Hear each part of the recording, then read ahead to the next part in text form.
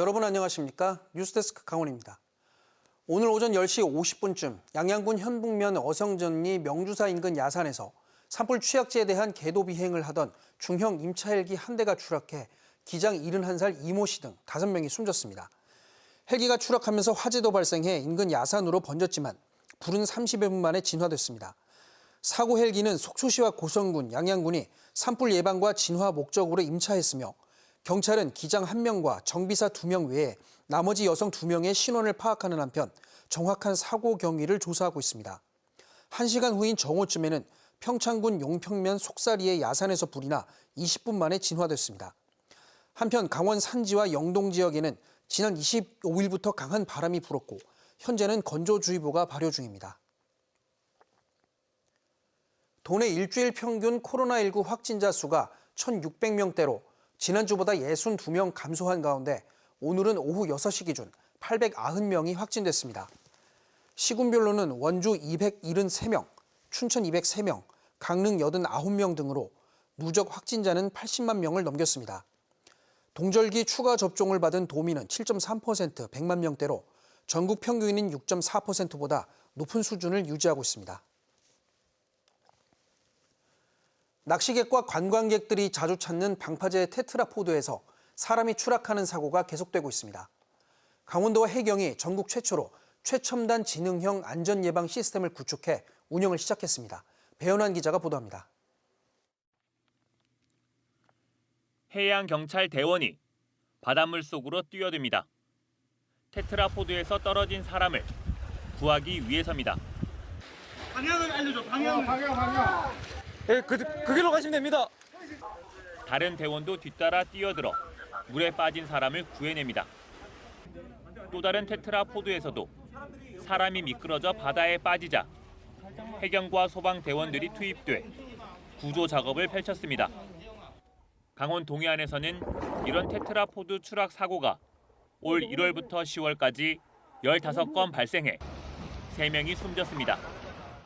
이처럼 테트라포드 안전사고가 끊이지 않고 계속되자 강원도와 해경이 지능형 해양안전 통합 정보 시스템을 구축해 사고 예방에 나서기로 했습니다.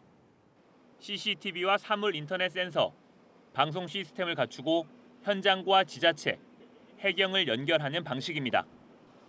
방파제 인근에서 추락 사고가 발생하면 통합 시스템이 이를 감지하고 관제실에 알람으로 이를 알립니다. 사고 영상까지 전송하면서 사고 시간과 상황은 물론 정확한 위치까지 전달할 수 있습니다. 사고가 접수되면 해경 관제실에서는 CCTV로 현장 정보를 파악해 즉시 출동 대원들에게 알려줍니다. 출동 세력이 현장 도착하기 전에 정확한 정보를 제공함으로써 신속하고 효율적인 사고 대응을 할 수 있을 것으로 기대하고 있습니다. 삼척 초곡항과 고성 가진항, 양양 기사문항 등 모두 7곳에 이런 시스템이 구축됐고 관제실은 동해지방해양경찰청에 마련됐습니다. 강원도는 해당 시스템에 사고 예방과 대응 효과가 확인되면 강원도 모든 항만으로 확대해 나간다는 계획입니다. MBC 뉴스 배현환입니다. 고등학교에 진학했는데 중학교 시절 학교폭력 가해자를 같은 반 급으로 만나는 황당한 일이 벌어졌습니다. 제도적으로 가해자를 피할 방법이 없었던 건데 결국 또다시 1년 동안 괴롭힘을 당한 피해자는 학교폭력대책심의위원회에 괴로움을 호소하고 있습니다. 이병성 기자가 보도합니다. 지난 2019년 원주의 한 중학교 1학년에 재학 중이던 여학생이 자신을 괴롭히던 남학생을 학교폭력으로 신고했습니다. 이 남학생은 평소 성행위를 연상시키는 행동을 하거나 성적인 모욕감을 주는 말을 다른 학생들에게 하다가 성폭력 실태조사 때 이 여학생이 이를 진술해 사회봉사 처분을 받았는데 여학생이 해당 진술을 써냈다는 걸 알게 된 남학생이 몇 달에 걸쳐 괴롭힌 겁니다. 남학생은 학폭위에서 전학 다음으로 강한 처분인 학급 교체 조치를 받았고 그 후 2년 동안은 별다른 일이 없었습니다. 문제는 고등학교에 진학한 올해 터졌습니다. 황당하게도 학교폭력 가해자와 피해자가 같은 학교, 같은 반에 배정된 겁니다. 규정상 전학 조치를 당했을 때만 자동적으로 가해자와 피해자를 다른 학교로 배정하도록 돼 있습니다. 피해자가 우선 배정 희망원을 직접 내면 그나마 고려할 여지가 있지만 학생과 학부모는 이런 제도가 있다는 사실을 안내받지 못했습니다. 반대적인 분리를 하셔야 된다. 이 정도는 해주셨어야 되는 건데 학교에서 못하시면 우리 보고 하라고 하든가 고지를 해주셨어야 되는데 그것도 피해자가 해야 되는 상황이고 또 고등학교가 중학교의 생활기록부 내용을 확인할 수 없기 때문에 처분 사실을 알 수도 없었습니다. 이 때문에 여학생이 학기 초에 과거 가해자와 피해자 관계였던 사실을 알렸지만 별다른 조치는 없었습니다. 여학생은 이후 남학생의 괴롭힘이 계속됐다며 정신적, 육체적으로 극심한 스트레스를 호소하면서 3년 만에 또다시 학교폭력으로 신고했습니다. 이와 관련해 교육청 관계자는 원칙적으로 전학 조치를 받았을 때만 분리 배정이 가능한 게 현행법이라며 고등학교에서도 추가로 조치하기가 어려웠을 것이라고 설명했습니다. 제도의 빈틈과 세심하지 않은 교육 행정이 맞물리면서 예방할 수 있었던 피해자를 추가로 만들어내고 있습니다. MBC 뉴스 이병선입니다. 도내 해돋이 명소와 겨울 축제장 등에 대한 안전관리 점검이 순차적으로 이루어집니다. 강원도는 시군과 함께 강릉 경포와 정동진, 속초, 양양 낙산, 고성 화진포 해수욕장 등 동해안 일대 해돋이 명소 62곳과 평창 송어축제, 화천 산천어축제, 홍천 꽁꽁축제, 철원 한탄강 얼음 트레킹 축제장에 대한 안전관리 실태를 점검합니다.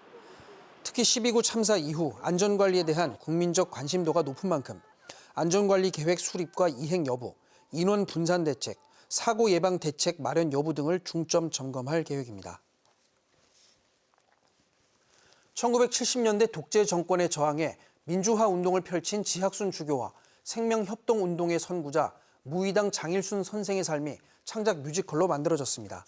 사단법인 무의당 사람들이 기획하고 원주 출신 주세페 김 감독이 연출한 생명의 땅 원주 빛이 된 사람들이 오늘 오후 원주 문화원 공연장에서 선보였습니다.